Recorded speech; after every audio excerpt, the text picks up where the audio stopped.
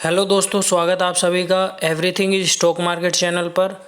जैसा कि आपको पता है KRN हीट एक्सचेंजर आईपीओ का जो टाइम था, इसमें आईपीओ अप्लाई करने का वो टाइम जा चुका है। अब इसकी अलॉटमेंट की डेट भी आ गई है, तो अलॉटमेंट की डेट वगैरह पे हम चर्चा करेंगे। इसकी लेटेस्ट जीएमपी क्या चल रही है वो देखेंगे, और कितना गुना ये सब्सक्राइब हुआ, तो हमें रिटेल कैटेगरी में और स्मॉल एचएनआई और बिग एचएनआई में कितना परसेंट मिलने का चांस है, और कौन सी साइड पर ये मतलब इसका अलॉटमेंट वगैरह आएगा, वो सारी चीज़ें इस वीडियो में हम देखने वाले हैं। तो लास्ट तक आप बने रहिए।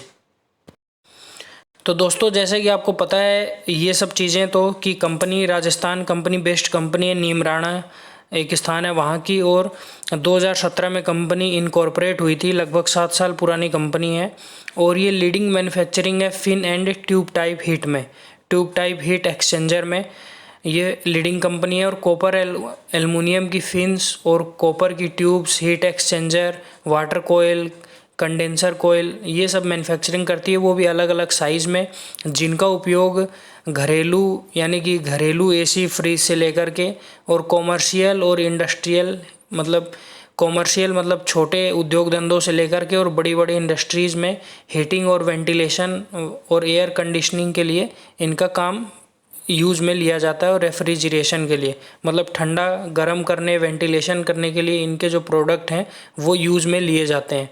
ऐसा आप समझ सकते हैं कि सीधा सीधा जो वोल्टाज और डेक्केन, कैरियर, गोदरेज, ब्लू स्टार की जो एसी वगैरह होती हैं उनमें जो कोयल लगी रहती है वो कंपनी ये प्रदान करती है।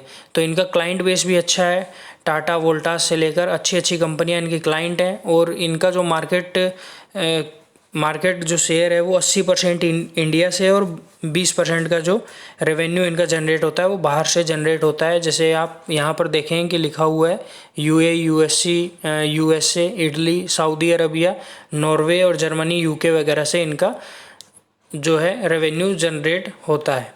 अब आगे अगर हम बात करें तो इनका जो आईपीओ का ऑब्जेक्टिव था, मतलब आईपीओ क्यों लेके आ रहे हैं, तो अपनी ये अलवर राजस्थान में एक और मैन्युफैक्चरिंग यूनिट है कि वो लगा रहे हैं, और कुछ जनरल कॉरपोरेट पर्पज़ के लिए ये आईपीओ लेकर आ रहे हैं। ये सारी चीज़ें आपको पता है, क्योंकि अप्लाई करने से पहले सभी ने वीडियो देखी भी होगी और सभी को जानकारी होगी, तभी तो आपने पैसा लगाया होगा। अब आगे बात करते हैं। 25 से 27 तक आईपीओ ओपन था। कल मंडे सोमवार के दिन इसका अलॉटमेंट आने वाला है 30 तारीख को, उसी पे चर्चा होगी। 1 तारीख को रिफ़ंड आ जाएगा, मतलब जिसको भी 30 तारीख को अलॉटमेंट नहीं मिलेगा उसको रिफ़ंड मिल जाएगा, और 1 तारीख को जिसको पैसा आ जाएगा, अलॉटमेंट नहीं मिलेगा उसको पैसा आ जाएगा, जिसको अलॉटमेंट मिलेगा उसके खाते में शेयर्स आ जाएंगे, डीमैट अकाउंट खाते में शेयर्स आ जाएंगे। लिस्टिंग इसकी 3 तारीख को है, सुबह 10 AM पर नए शेयरों की लिस्टिंग, यानी कि नए आईपीओ जो भी होते हैं उनकी शेयर जो कंपनी की लिस्टिंग होती है वो सुबह 10 बजे से खरीदी बिक्री उनकी चालू होती है। 209 रुपये से 220 रुपये का प्राइस बैंड रखा गया था, लेकिन जब आईपीओ धमाकेदार हो, मतलब ज़्यादा उसकी डिमांड हो, तो अपर वाले को ही आपको मान के चलना चाहिए कि 220 पे ही अलॉट होगा, जिसको भी अलॉट होगा। लोअर प्राइस बैंड पे तो अलॉट होना मुश्किल होता है, जहाँ पर डिमांड हाई रहती है। लॉट साइज़ इसका 65 का है। 341 करोड़ का ये आईपीओ का साइज़ था। सारा का सारा फ्रेश इशू था। फ्रेश इशू का मतलब कंपनी जो भी पैसा आईपीओ से जुटा रही है वो सारा का सारा अपने काम में यूज़ करेगी। बस यहाँ पर एक बात ये है कि ये अपनी डेप्ट यानी कि कर्जा नहीं चुकाएगी इस पैसे से। रिटेल कैटेगरी में आपने अप्लाई किया था वो 14,300 से अप्लाई किया होगा, और 13 लॉट अगर आपने अप्लाई किया होगा तो 1,85,000, मतलब 1 से 13 लॉट तक आप रिटेल कैटेगरी में गिने जाएंगे। ये वाली चीज़ थोड़ा ध्यान से सुन लीजिएगा। तो आगे हम बात करेंगे कि रिटेल और स्मॉल एचएनआई और बिग एचएनआई को कितने मिलने के चांस हैं। स्मॉल एचएनआई मतलब 2 लाख से और 9,86,000 तक आपने अप्लाई किया होगा तो आप स्मॉल एचएनआई के गिनती में आएंगे, और 70 लॉट यानी कि 10,01,000 रुपये से आपने अप्लाई किया होगा तो आप बिग एचएनआई की लिस्ट में आएंगे। अब बात करते हैं कि कितना मिलने का चांस है। उससे पहले देख लेते हैं कितना गुना आईपीओ सब्सक्राइब हुआ। तो लगभग 74 गुना ये आईपीओ ओवरऑल सब्सक्राइब हुआ है। यहाँ पर 74 टाइम्स एप्लीकेशन आप बोल सकते हैं, जिसमें से क्यूआईबीज ने 250 गुना सब्सक्राइब किया है। क्यूआईबीज ने लगभग 17,000 करोड़ रुपए यहाँ पर क्यूआईबीज ने इस आईपीओ पर लगाए हैं, जो कि 250 गुना सब्सक्रिप्शन होते हुआ यहाँ पर दिख रहा है। स्मॉल एचएनआईज ने 401 गुना, बिग एचएनआईज ने 445 गुना यहाँ पर आईपीओ में सब्सक्राइब किया है, और 7,000 और स्मॉल एचएनआईज ने और बिग एचएनआईज ने 15,000 करोड़ रुपए यहाँ पर लगाए। रिटेल वालों ने लगभग 96 गुना सब्सक्राइब किया और 11,700 करोड़ रुपए इस आईपीओ में लगाए हैं। अब बात कर लेते हैं मिलने के चांसेस के बारे में। तो सबसे पहले चलते हैं बिग एचएनआई। बिग एचएनआई जिन्होंने 14 लॉट से ऊपर और माल लिया है। स्मॉल एचएनआई जिन्होंने 13, बिग एचएनआई जिन्होंने 10 लाख से ऊपर का माल खरीदा है। स्मॉल एचएनआई जिन्होंने 10 लाख से नीचे का माल खरीदा है और 2 लाख से ऊपर का खरीदा है। और रिटेल वाले जिन्होंने 15,000 से लेकर के और 2 लाख के अंदर तक का माल यहाँ पर ख़रीदा है। तो बिग एचएनआईज में आपको 89% मतलब 89-90 आप बोल सकते हैं, उसमें से एक आदमी को मिलने का चांस यहाँ पर है। स्मॉल एचएनआईज में सबसे कम चांस है, 395 व्यक्तियों में से एक आदमी को मिलने का यहाँ पर चांस है। 395 में से एक को आप एप्लीकेशन में मिलने का चांस यहाँ पर बोल सकते हैं। रिटेल कैटेगरी में 73 में से एक का चांस यहाँ पर बनता हुआ नज़र आ रहा है। तो सबसे ज़्यादा कंपटीशन स्मॉल एचएनआईज में यहाँ पर आपको देखने को मिल रहा है, उसके बाद बिग एचएनआईज में, फिर रिटेल कैटेगरी में आपको देखने को मिल रहा है। तो इस प्रकार ये मिलने के चांसेस हो गए। अब कहाँ पर लिस्ट होगा, तो big share service private limited की साइट पर लिस्ट होगा। वैसे तो डेबिट और क्रेडिट के मैसेज आपको आपके उसमें मिल जाएंगे एसएमएस में, लेकिन फिर भी अगर आपको चेक करना हो तो बिग शेयर की वेबसाइट आप खोलेंगे। यहाँ पर आईपीओ अलॉटमेंट स्टेटस पे आप जैसे ही क्लिक करेंगे तो आप देखेंगे कि इस टाइप का कुछ इंटरफेस खुलेगा। मैंने स्क्रीनशॉट लिया हुआ था। तो यहाँ पर सर्वर 1, 2, 3 किसी पे भी आप जैसे ही क्लिक करेंगे तो इस टाइप का इंटरफेस खुलेगा। इसका भी मैंने स्क्रीनशॉट लिया। बिग शेयर की वेबसाइट है। कंपनी आप सेलेक्ट करेंगे और यहाँ पर सिलेक्शन टाइप में पैन कार्ड वगैरह आप डाल के और ये यहाँ पर नंबर जो दिए गए हैं वो डाल के अगर सर्च करेंगे तो आपको पता चल जाएगा कि आपको शेयर अलॉट हुआ है या नहीं अलॉट हुआ है। अब बात कर लेते हैं इसकी लेटेस्ट जीएमपी।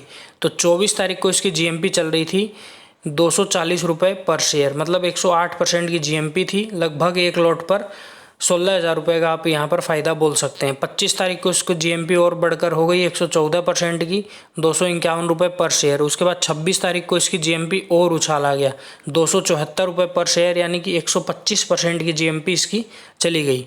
उसके बाद 27 तारीख को थोड़ा सा और उछाल आया 276 रुपये पर शेयर की जीएमपी इसकी चली गई। 125-126 के बीच में परसेंटेज के बीच में यहाँ पे जीएमपी ग्रो कर रही थी। 28 तारीख को जीएमपी में थोड़ी गिरावट आई 275 रुपये की जीएमपी यानी 125 पे आके अटक गई। उसके बाद 29 तारीख को थोड़ी सी और गिरावट हुई 270 की जीएमपी 122% के लगभग यहाँ पर आके रुक गई है।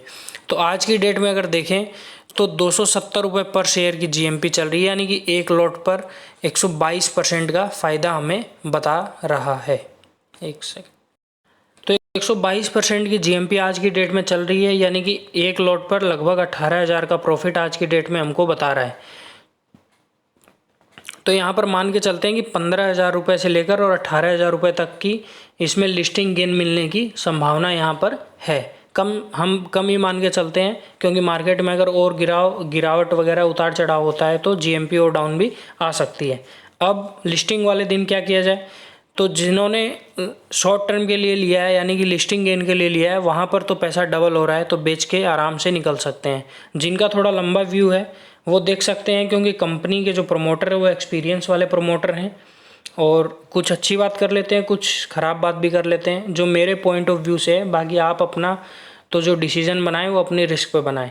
मेरा मानना ये है कि कंपनी के प्रमोटर एक्सपीरियंस वाले प्रमोटर हैं और यहाँ पर लॉन्ग टर्म बिजनेस रिलेशनशिप हैं। जैसे इनके जो क्लाइंट हैं उनसे इनके आजकल के संबंध नहीं है, बहुत पुराने संबंध हैं, तो माल वहाँ पर लगातार जाता ही जा रहा है। और इसके बाद अगर देखा जाए तो कंपनी इंडिया के ऊपर 80% निर्भर है, बाहर विदेशों में भी 20% का अपना काम कर रही है। तो और इसके बाद इनका जो इंडस्ट्रीज़ है, मतलब इस टाइप की इंडस्ट्रीज़ है, वो 11 से 12% की CAGR से ग्रो करने की ऐसी उम्मीद है। ROE और ROC भी काफ़ी अच्छा है कंपनी का। PE रेशियो इसका 25 का है और इस टाइप की कोई कंपनी मार्केट में लिस्ट नहीं है, तो PE कंपैरिजन करना यहाँ पर किसी और कंपनी से PE कंपैरिजन नहीं हो पाएगा। ये हो गई सारी अच्छी बात। अब कर लेते हैं थोड़े निगेटिव पॉइंट वाली बात। तो इनका जो टॉप कस्टमर है यानी कि डेक्कन टॉप कस्टमर है, उनके ऊपर इनकी निर्भरता है 33% की।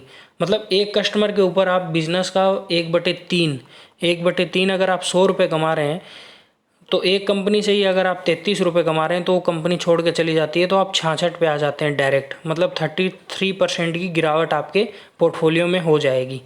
तो इस टाइप से है। और इनका जो टॉप 5 कंपनियां हैं, मतलब 5 कंपनियों जैसे ये जो काम कर रहे हैं वहाँ से 50% की निर्भरता है। ये निर्भरता कंपनी को थोड़ी कम करनी पड़ेगी। और लगभग 60 करोड़ रुपए कर्जा भी है इनके ऊपर, जिसमें से ये जो फ्रेश इशू यानी आईपीओ लेकर आ रहे हैं उसमें से डेप्ट वगैरह भी ये नहीं चुकाएंगे।